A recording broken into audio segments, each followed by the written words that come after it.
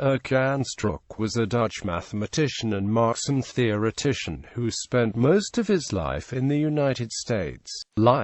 Dirk Jan Struik was born in 1894 in Rotterdam, Netherlands. As a teacher's son, Struik attended the Hodgery Burger School in The Hague. It was in this school that he was first introduced to left-wing politics by some of his teachers. In 1912, Struik entered University of Leiden, where he showed great interest in mathematics and physics, influenced by the eminent professors Paul Ehrenfest and Hendrik Lorentz. In 1917 he worked as a high school mathematics teacher for a while, after which he worked as a research assistant for J. A. Schouten. It was during this period that he developed his doctoral dissertation, The Application of Tensor Methods to Riemannian Manifolds. In 1922 Struik obtained his doctorate in mathematics from University of Leiden. He was appointed to a teaching position at University of Utrecht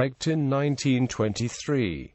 The same year he married Ruth Ramler, a Czech mathematician with a doctorate from the Charles University of Prague. In 1924, funded by a Rockefeller Fellowship, Struik traveled to Rome to collaborate with the Italian mathematician Tullio Levi Civita. It was in Rome that Struik first developed a keen interest in the history of mathematics. In 1925, thanks to an extension of his fellowship, Struik went to Göttingen to work with Richard Courant, compiling Felix Klein's lectures on the history of 19th-century mathematics. He also started researching Renaissance mathematics at this time. In 1926, Struik was offered positions both at the Moscow State University and the Massachusetts Institute of Technology. He decided to accept the latter, where he spent the rest of his academic career. He collaborated with Norbert Wiener on differential geometry, while continuing his research on the history of mathematics.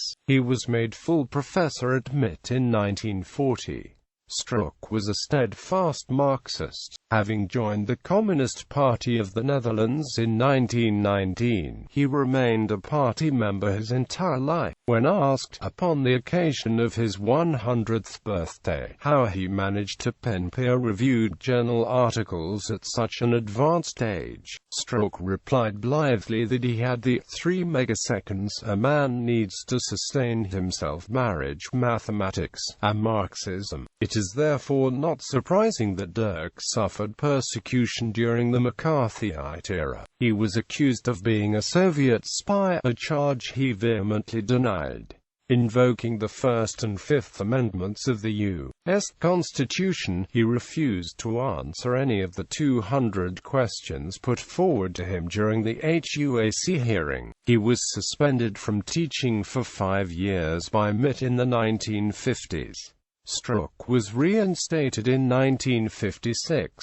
He retired from MIT in 1960. Aside from purely academic work, Struik also helped found the Journal of Science and Society, a Marxian journal on the history, sociology and development of science.